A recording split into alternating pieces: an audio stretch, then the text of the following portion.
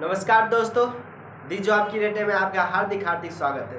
दोस्तों, आज हम अपने एक मोस्ट वैल्यूएबल टॉपिक के अंतर्गत एक टॉपिक लाए हैं जिसका नाम है कार्बन डाइऑक्साइड।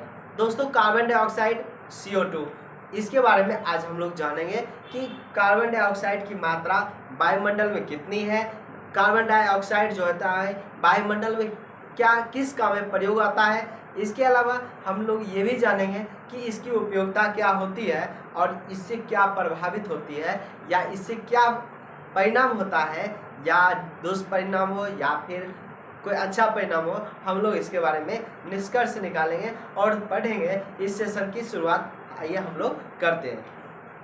दोस्तों, कार्बन डाइऑक्साइड जिसे कहा जाता है CO2, कार्बन डाइऑक्साइड जो जैसा कि नाम से ही स्पष्ट है, इसमें कार्बन और ऑक्सीजन दोनों का मिश्रण होता है। कार्बन डाइऑक्साइड में C और O यानी कि कार्बन और ऑक्सीजन दोनों का रूप होता है। दोस्तों, कार्बन जहाँ तक की बात है कार्बन एक प्रकार का जो है ऐसा तत्व है, दोनों हालांकि तत्व है, दो तत्व मिलकर एक यौगिक का निर्माण करता है। यानी कि कार्बन भी अलग तत्व है और ऑक्सीजन भी अलग तत्व है, और दोनों तत्व मिलकर क्या करता है, एक यौगिक का निर्माण करता है और यह CO2 बनता है, जिसे कहा जाता है कार्बन डाइऑक्साइड। दोस्तों, यह कार्बन डाइऑक्साइड यह गैस है।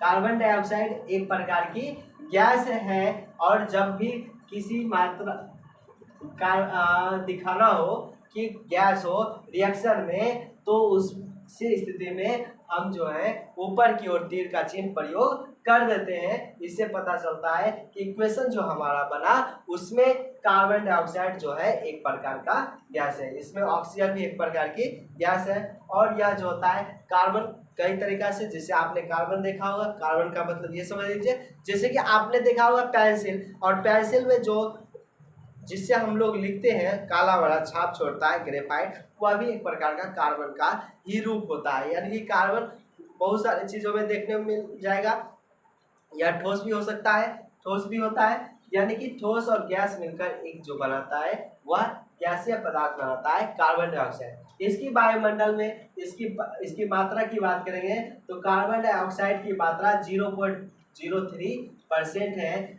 पूरे वायुमंडल में बहुत सारे गैसों का समूह है। अब कार्बन डाइऑक्साइड क्या होता है, इन वायुमंडल में जितने भी गैसों का समूह है उनमें से मात्र जो CO2 की जो मात्रा है वह कितनी है, 0.03% है। अब दोस्तों समझ सकते हैं कि इतनी कम मात्रा में होने के बावजूद भी इस कार्बन डाइऑक्साइड का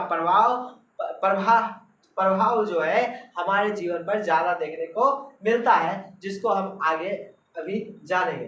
कार्बन डाइऑक्साइड का उपयोग प्रकाश संश्लेषण में भी होता है। अब प्रकाश संश्लेषण जिसे फोटोसिंथेसिस के भी नाम से जाना जाता है, इसमें क्या करती है, हरे पौधा सूर्य की प्रकाश की उपस्थिति में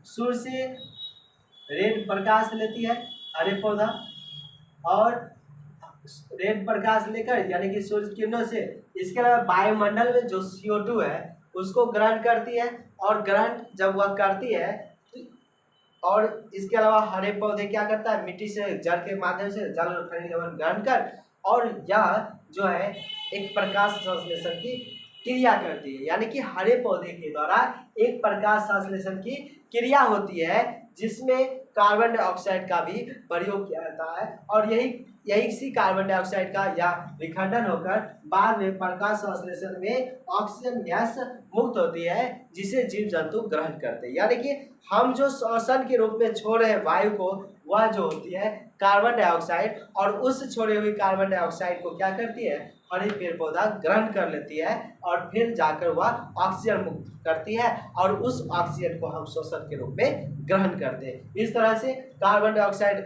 हमारे लिए काफ़ी लाभदायक हुआ। यानी कि कार्बन डाइऑक्साइड जो है हमारे लिए ही नहीं बल्कि धरती पर जितने भी जीवित योनि हैं सभी के लिए यह कार्बन डाइऑक्साइड उतना ही आवश्यक है जितना मनुष्यों के लिए है। इसके अलावा हम ये महत्व देखें ग्लोबल वार्मिंग। अब दोस्तों, जहाँ पर कार्बन डाइऑक्साइड की मात्रा बढ़ेगी, यानी कि हरित गृह प्रवाह में हरित गृह प्रभाव में सबसे ज़्यादा योगदान जो करती है वह कार्बन डाइऑक्साइड ही होता है। और इसके वजह से क्या होता है, पृथ्वी के चारों ओर का तापमान बढ़ जाता है, यानी कि टेम्परेचर बढ़ जाता है। जैसा कि आपने देखा होगा, अगर ठंड के दिनों में आप मेला देखने जाते हैं तो आप अनुभव करते हैं कि जहाँ पर ज़्यादा लोग हैं, भीड़ भाड़ ज़्यादा है, उस जगह पर आपको ठंड का एहसास नहीं होता है। या अदर दिन में कहीं अगर सभा लगी हुई है, कहीं पर लोगों का समूह है, हुजूम जुटा हुआ है, तो वहाँ पर आपको ऐसा अनुभव होगा कि गर्मी का एहसास लगेगा, गर्मी का अनुभव होगा।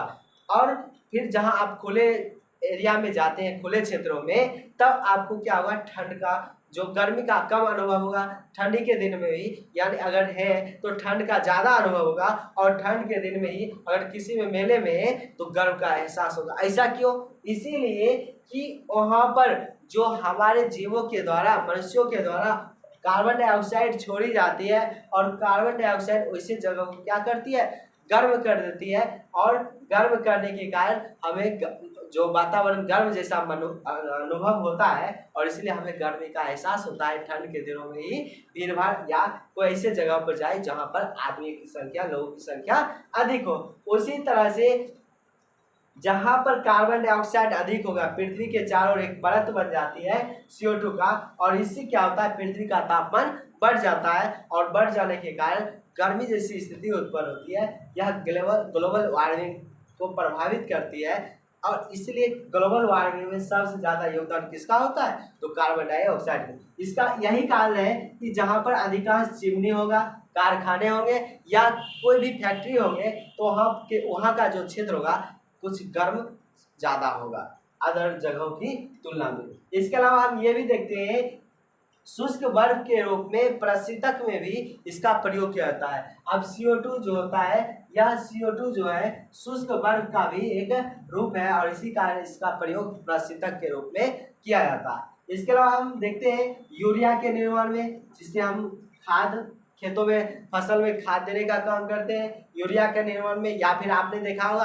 अगर कहीं पर आग लग जाती है तो एक अग्निशमन यंत्र होता है, और उसमें जो होता है कार्बन डाइऑक्साइड बढ़ी रहती है, और जैसे वह बाहर निकलती है अभिक्रिया करके झाग बनाती है, और वैसे जगह पर जहां आग लगी हुई है उस आग को बुझाने में यह अग्निशमन यंत्र मदद करता है। तो हम लोगों ने देखा दोस्तों, कार्बन डाइऑक्साइड किस तरह से हमारे लिए लाभदायक है, यह फायदेमंद है, और नुकसान भी है। इसके अलावा हम यह देखते हैं, अगर जैसे कोई प्रदूषित एरिया है, वहाँ पर कार्बन डाइऑक्साइड की मात्रा अधिक है, अगर उसको हम ग्रहण करते हैं तो हमारे शरीर में बहुत सारे विकार उत्पन्न हो सकते हैं, रोग उत्पन्न होने की संभावना हो सकती है। इसीलिए ऐसे कार्बन डाइऑक्साइड से हमें बचना चाहिए। और यही कारण है कुदरत ने हमें क्या किया कि ऑक्सीजन लेने को कहा और कार्बन डाइऑक्साइड छोड़ने को। अगर सोच लीजिए, अगर कार्बन डाइऑक्साइड हम नहीं छोड़ पाते तो मनुष्य जो है लंबे समय तक जीवित नहीं रहता, उसके अंदर कार्बन डाइऑक्साइड की मात्रा बढ़ जाती, और वह फिर जो है वो उसमें बहुत सारे विकार उत्पन्न हो जाता है, और वह अपना जान गंवा बैठता। इसीलिए कार्बन डाइऑक्साइड क्या होता है, हम लोग छोड़ देते हैं, और प्रकृति की रचना है।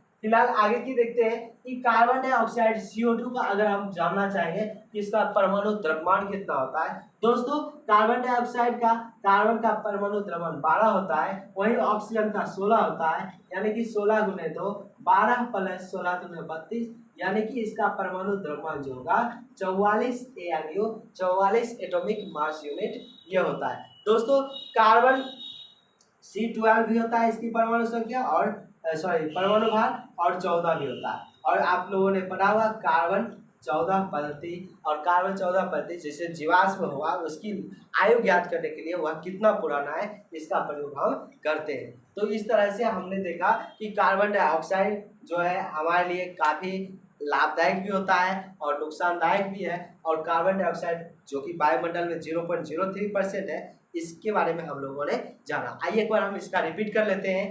कार्बन डाइऑक्साइड के बारे में, कार्बन डाइऑक्साइड, वायुमंडल में कार्बन डाइऑक्साइड की मात्रा 0.03% है। कार्बन डाइऑक्साइड प्रकाश संश्लेषण की क्रिया में मदद भी आती है। कार्बन डाइऑक्साइड का परमाणु भार जो होता है वह 44, यानी कि परमाणु भार मतलब AMU 44 एटॉमिक मास यूनिट होता है। वहीं कार्बन डाइऑक्साइड जो होता है ग्लोबल वार्मिंग के लिए ज़्यादा प्रभावित है, यानी कि सबसे प्रभावित कारक जो है वह कार्बन डाइऑक्साइड है। वहीं अब आगे देखते हैं कि प्रशीतक के रूप में ठोस शुष्क वर्ग के रूप में, जो कि ठोस का काम करता है, तो इसका प्रयोग किया जाता है कार्बन डाइऑक्साइड का। और इसके अलावा यूरिया बनाने में, अग्निशमन यंत्र में जो कि आग बुझाने में काम आता है, इसका प्रयोग कार्बन डाइऑक्साइड का किया जाता है, अग्निशामक यंत्र के रूप में किया जाता है। दोस्तों ये था हमारा आज का मोस्ट वैल्यूएबल टॉपिक जो कि समाप्त होता है। और दोस्तों आप हमें कमेंट कर जरूर बताएं कि यह सेशन आपको कैसा लगा, और ज़्यादा से ज़्यादा इस वीडियो को शेयर कीजिए ताकि हर लोग तक पहुंच सके, और इसके अलावा उसको भी इसके बारे में नॉलेज हो सके। आपको इतनी सारी ज्ञान इसके बारे में मालूम थी, हमें कमेंट कर अवश्य बताएं। फिलहाल आज की का सेशन हम यहाँ पर समाप्त करते हैं। तब तक के लिए नमस्कार, जय हिंद।